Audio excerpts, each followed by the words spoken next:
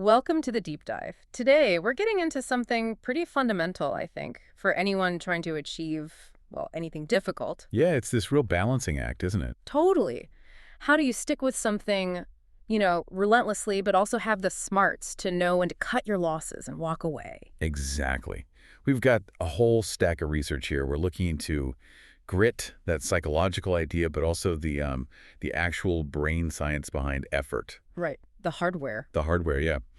And then crucially, this skill that often gets overlooked, strategic quitting, knowing when to pivot. It really does feel like a paradox. We're always told never give up, push through. Right, that's the narrative.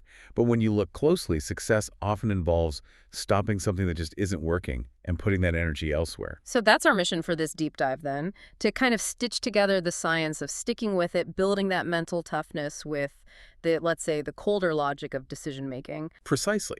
We want to give you the tools, essentially. Yeah. How to persevere when it counts, but also how to develop the foresight to quit when, the expected payoff just isn't there anymore. Okay, sounds good. So the plan is, first, we hit the psychological foundations mindset, what grit actually is. Yep, Dweck and Duckworth territory. Then we look under the hood at the neurobiology, how the brain manages control, attention, effort. The prefrontal cortex show. Definitely. Then we get practical strategies to boost persistence. We've even got something called brain endurance training in here. Which is fascinating stuff. And finally, we tackle that really tricky part, strategic quitting. Making decisions based on the future, not what you've already sunk into something. Avoiding those cognitive traps. Yeah. Okay, let's dive in. All right, so let's start at the beginning. Persistence, really, it seems to kick off with how you think about your own abilities, right? This work by Carol Dweck. Yeah, her mindset theory is foundational. It's like the filter everything else passes through. If you have what she calls a fixed mindset. Which means you think talent is just like fixed at birth? Basically, yeah. Intelligence, abilities, they're static, set in stone. And if you believe that, your main goal becomes just looking smart, proving you have enough of whatever it is. Because if you fail... If you fail, it's devastating. It feels like a final judgment on your innate, unchangeable self. It's incredibly stressful, and it makes you avoid challenges where you might look dumb. Which is the exact opposite of what you need for long-term achievement. Exactly. So the alternative is the growth mindset. This is the belief that actually your abilities aren't fixed. They're malleable.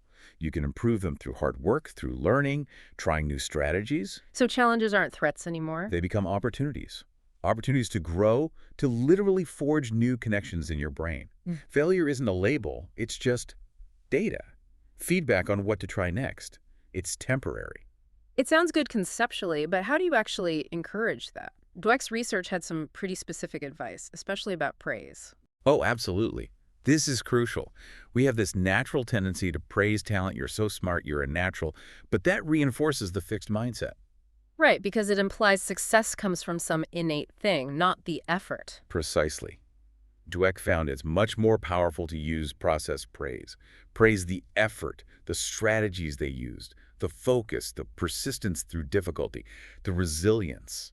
So, wow, you really stuck with that problem, or I liked how you tried different ways to solve that. Exactly. Because you're highlighting things the person can control and replicate. Yeah. You're reinforcing the idea that how you work is what leads to success. And there's that simple trick, the linguistic one, the power of yet. Yes.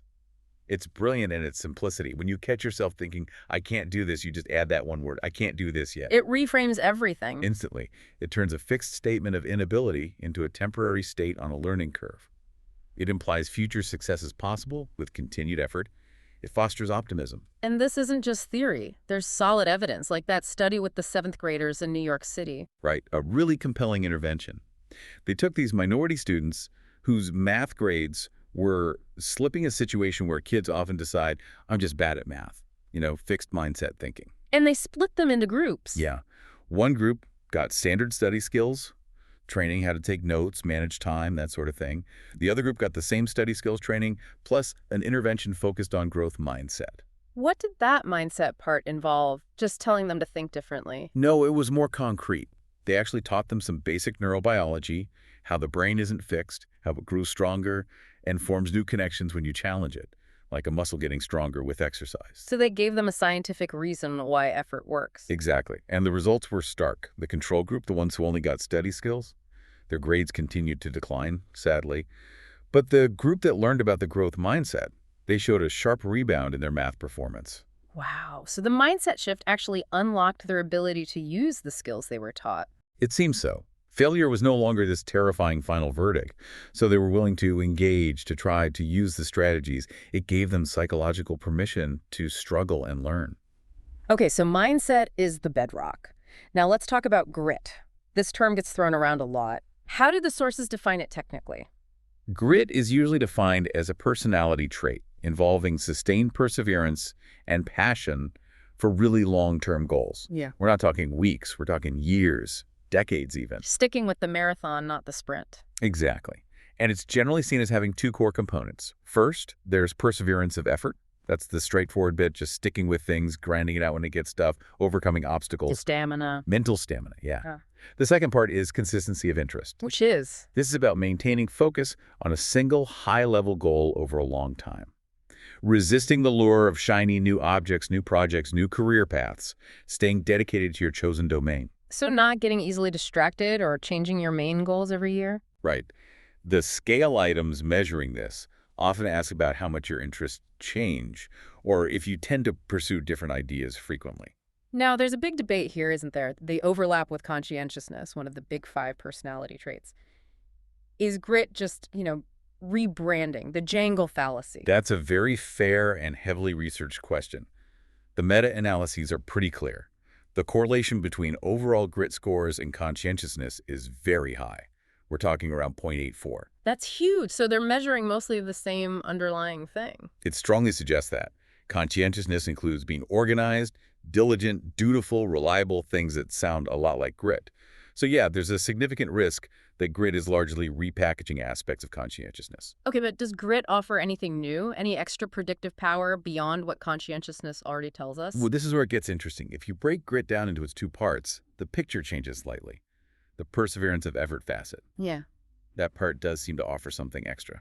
It shows stronger prediction, specifically for things like academic achievement GPA, for instance, than the consistency of interest part does. And critically, this perseverance of effort component explains a little bit of additional variance in performance even after you account for conscientiousness. Ah, okay. So the not changing your mind part, consistency of interest, looks very much like standard conscientiousness.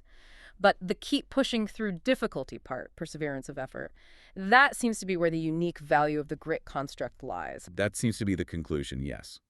It suggests that the most potent, perhaps unique aspect of grit isn't just being focused long-term, but having that sheer capacity to sustain intense effort and bounce back from failure. That effortful persistence is where the research and practical focus should probably be. Okay, so that focus on effort provides a perfect bridge from psychology to the actual, wetware, the brain. Yeah. Self-regulation, making choices, controlling impulses, staying on task. Where does that happen? We're heading straight for the front of the brain, the prefrontal cortex, or PFC. It's often called the brain's CEO, but it's more like an executive committee with different departments. Okay, break down the departments for us. Let's think of it in terms of key functions with self-control. First up, you've got the lateral PFC.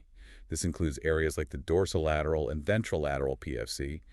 Think of this as the strategic planner and the filter. What does it plan and filter?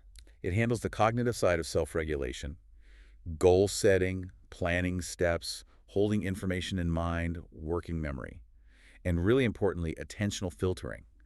It's what helps you focus on your work and ignore the email notification or the noise outside. So if I keep getting distracted, my lateral PFC isn't doing its filtering job properly.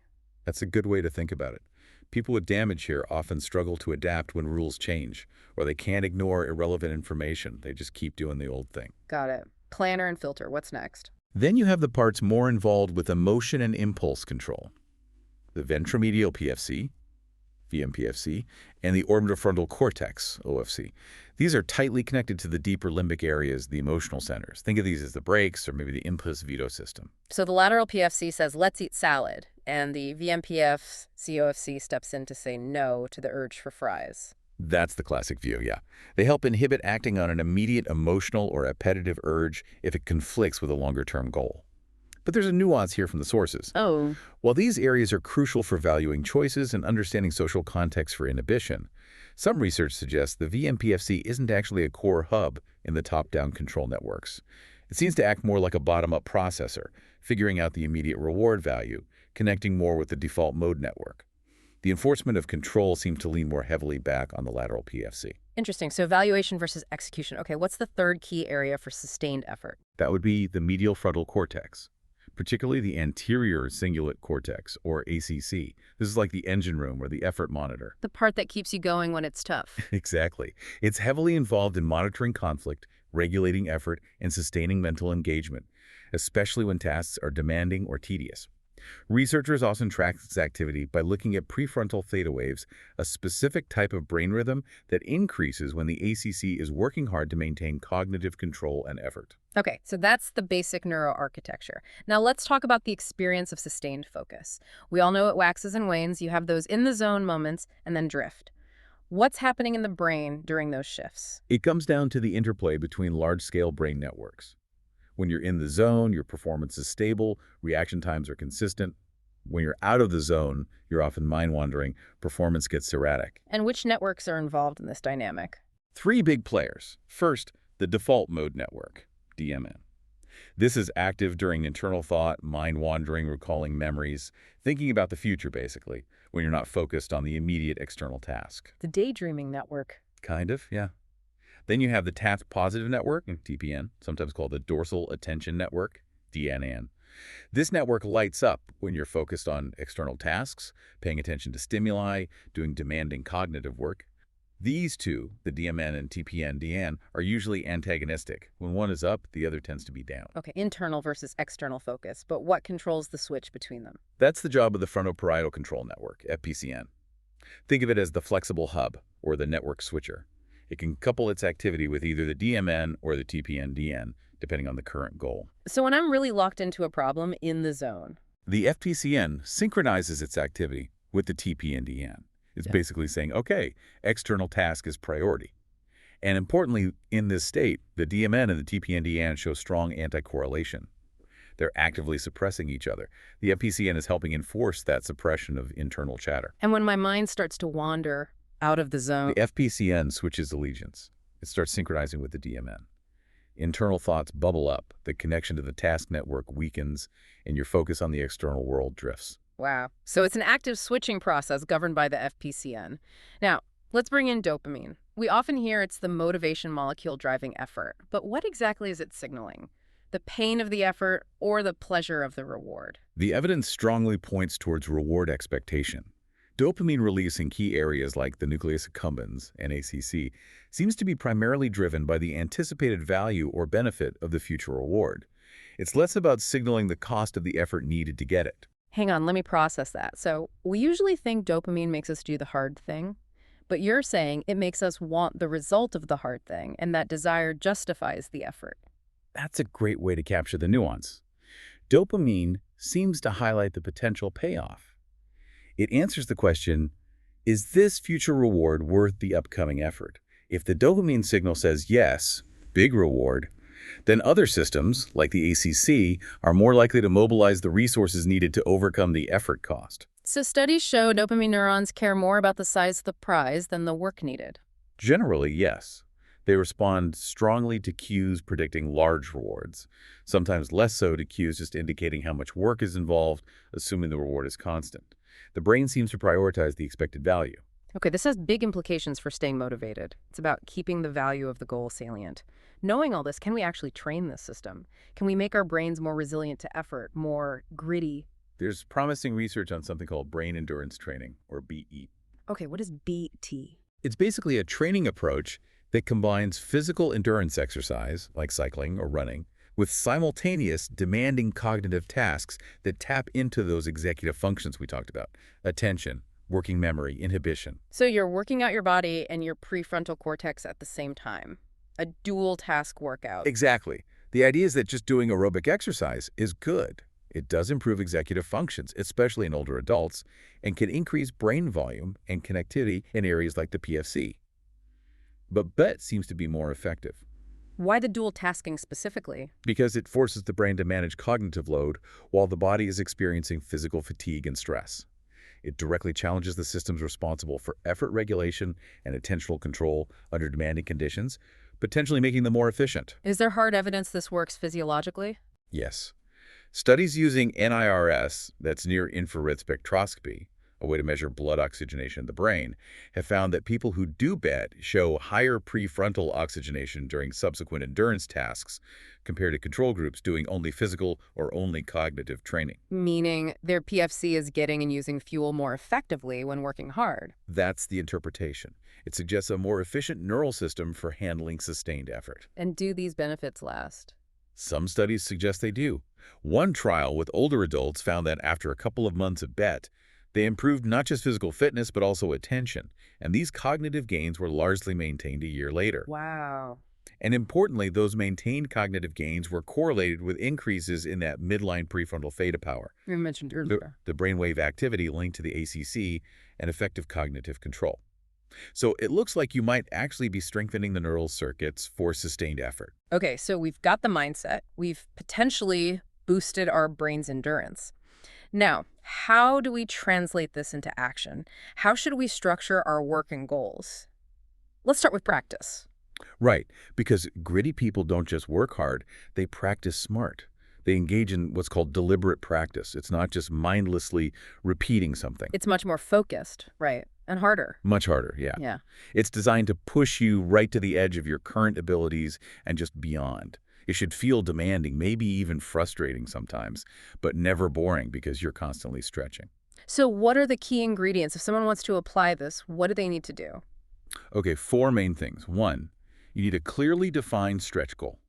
Super specific, not get better at guitar, but play the F-sharp minor scale cleanly at 120 beats per minute, just beyond your current reach. Okay, specific stretch goal. 2. 2, full concentration and effort.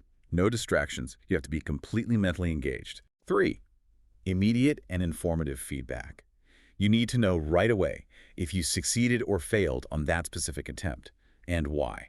This often means having a coach, using recording devices, or having very precise metrics. So you can correct course instantly. Exactly. And 4, repetition with reflection and refinement. You try, you get feedback, you figure out what went wrong, you adjust your technique or approach, and you try again, and again, and again. It sounds incredibly taxing, which loops back to needing that brain endurance and the ACC function we talked about. Absolutely. It requires significant mental fortitude. But what fuels someone to want to do this kind of demanding work for years? That's the motivation question. Where does the passion come from?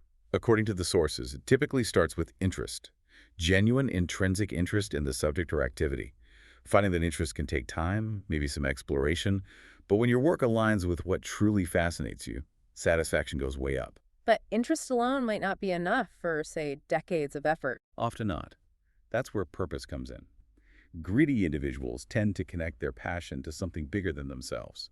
They see how their work contributes to others, to a larger cause, to the world. So asking, how does this help? Right. It turns the work from just a job or even a passion into a calling.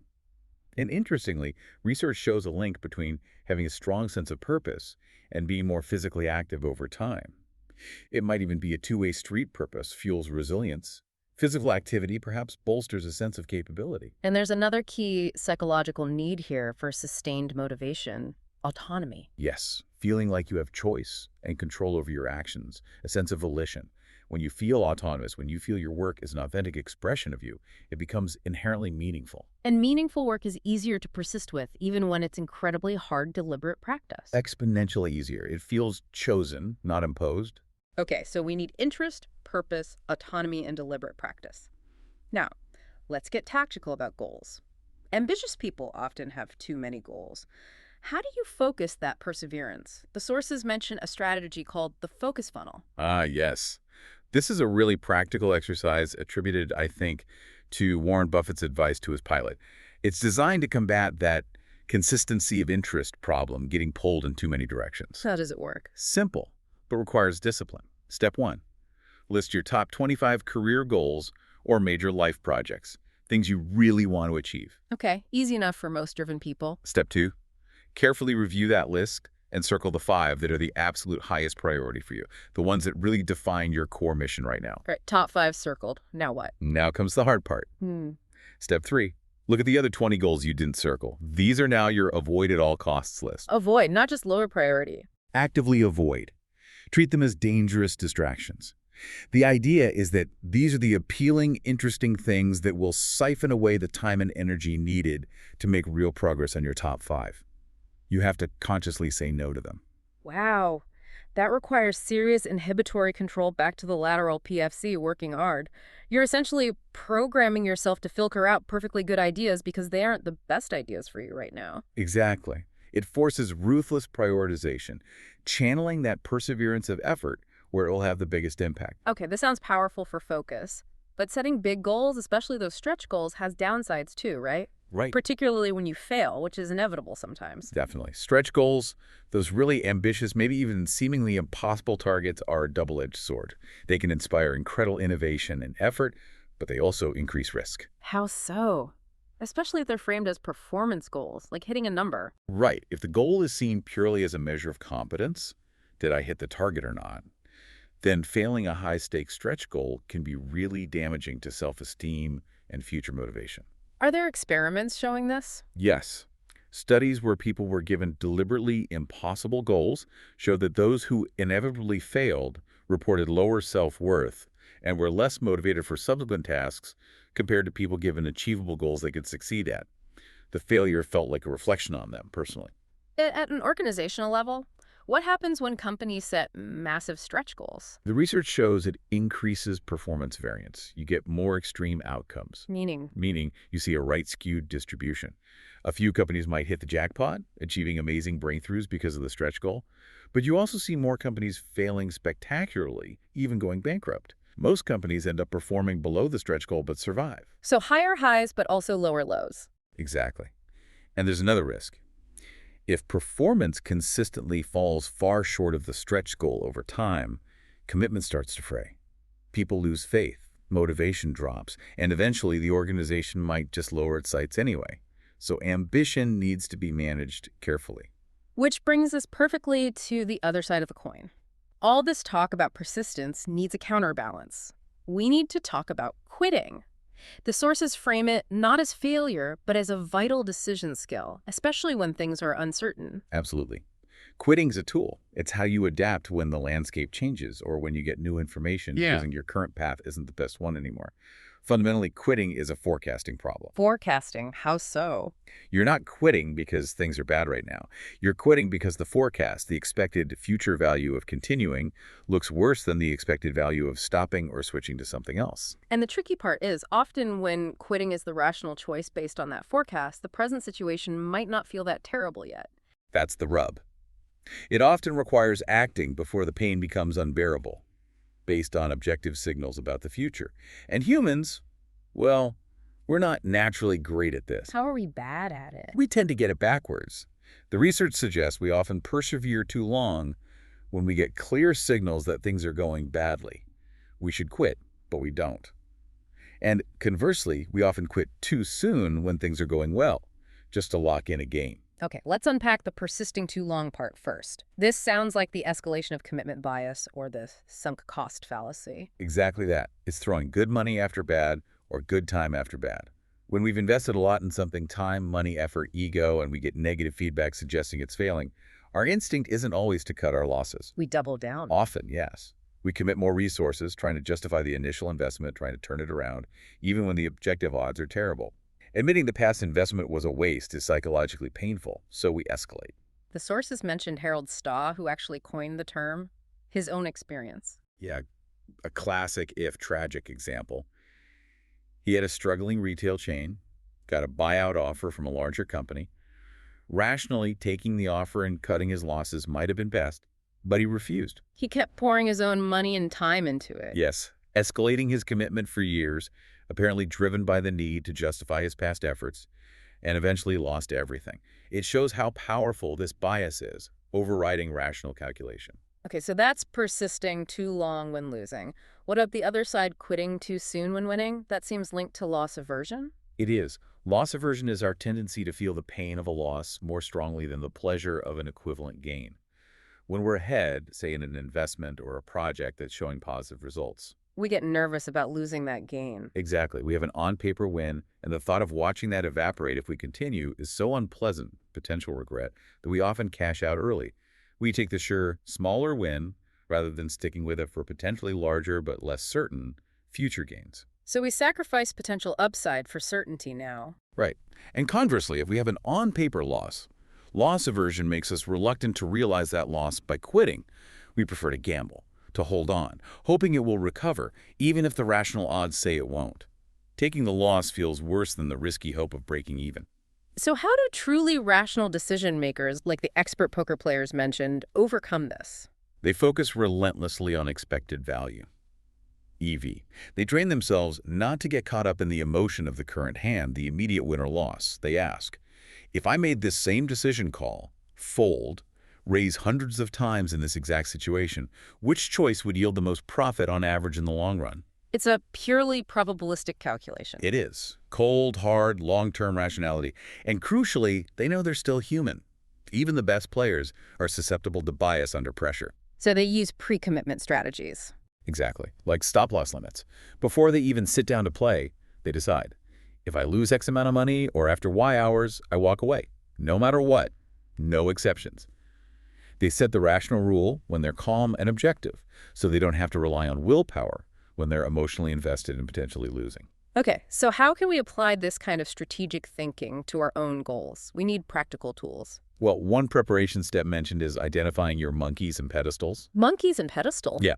Monkeys are those small, time-consuming tasks or goals that feel productive but don't actually advance your main priorities. They just distract. Pedestals are the big, perhaps overly ambitious or ill-defined goals that look good but might be sucking up resources with little chance of real return. Recognizing these helps clarify where quitting or refocusing might be needed. Makes sense. Yeah. But the really powerful tool seems to be setting kill criteria. Absolutely. This is like the poker player's stop-loss, but for projects or goals. Before you even start a major initiative, you define specific, objective conditions under which you will automatically quit or significantly pivot. Give me an example. Okay, launching a new software product. A kill criterion might be, if we don't achieve 1,000 paying customers within 12 months, we will sunset the product. Or, for a research project, if we haven't found evidence supporting hypothesis A after analyzing the first data batch, we will shift focus to hypothesis B. The key is setting it before you start, right? Before the sunk costs and emotional attachment kick in. Precisely. You make the rational decision when you are rational. You pre-program the quit button based on objective milestones, removing the emotional agony and bias from the decision later on. But even with kill criteria, it can be hard to see clearly when you're deep in it. True. We're masters of rationalizing why the unmet criterion doesn't really count this time. That's where the idea of a quitting coach comes in. Like a therapist for your projects. Sort of. It's recognizing that you lose objectivity when you're heavily invested. Having a trusted, rational outsider, a mentor, a colleague, a friend, maybe even a formal coach who understands your goals but isn't emotionally entangled can provide that crucial outside perspective. They can look at the data, reflect back what they see, and help you overcome your own biases, like escalation of commitment, when it's time to actually pull the trigger on quitting. Exactly. They can help you see the forest when you're lost in the trees, focusing on that future expected value. Hashtag outro. Okay, so wrapping this deep dive up, it feels like the big takeaway is that peak performance isn't just about raw persistence. It's this really sophisticated dance between effort and evaluation. Yeah, you need that engine, the growth mindset, fueling the prefrontal cortex, maybe even boosted by things like BT, to handle the sheer effort. That's the capacity for sustained work. But that engine needs a good driver. Exactly. That driver is the rational assessment of expected value. Knowing when the current path, despite all the effort poured in, just doesn't promise the best future return compared to other options. Persistence is only a virtue when it's applied wisely. And using tools like kill criteria and maybe even a quitting coach helps protect that wisdom from our own very human biases, the sunk cost fallacy, loss aversion. Right. The perseverance of effort is vital, maybe the core of grit's unique contribution. But its ultimate value hinges entirely on the strategic foresight guiding where that effort is directed. Which leaves us with a final thought, maybe looking ahead. In a world where AI is getting incredibly good at optimization, at calculating expected value for known problems, at performing complex, repetitive tasks, what happens to the value of human grit? That's a fascinating question. If machines handle the optimal execution on known paths, perhaps the uniquely human edge isn't just having the capacity for intense, sustained effort, but knowing where to apply it next. So maybe the highest value of our tenacity shifts towards what? Perhaps towards the exploration of the unknown. using that effortful persistence, not just to execute on defined problems, but for the messy, uncertain, trial-and-error process of discovery itself. The courage to relentlessly pursue new frontiers where the EV calculations aren't clear yet, and critically, the wisdom to strategically quit exploring paths that truly lead nowhere, freeing up that precious human persistence for the next discovery. So grit becomes the engine for innovation and exploration, guided by the wisdom to pivot, something for all of you to think about as you consider your own long-term pursuits.